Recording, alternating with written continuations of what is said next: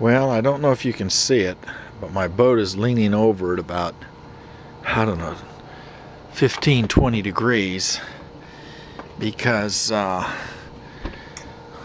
where I tied up here, when the tide went out, my boat started leaning over. I didn't know it was so shallow, or I didn't know the tide would be so strong, or so tide would go so low.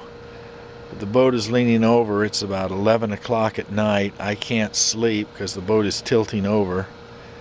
The tide is changing now because the moon is coming up. So that's the moon off in the distance there in the sky, that light you see.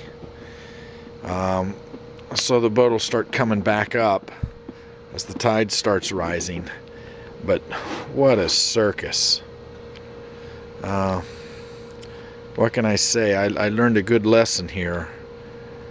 You got to check the tide, see how much the tide variance is when you tie up to the pier, or you'll be sitting on the bottom and leaning over.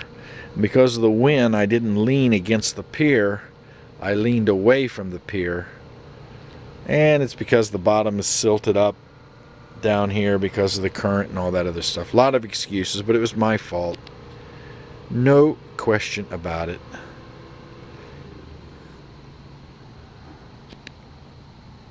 Interesting.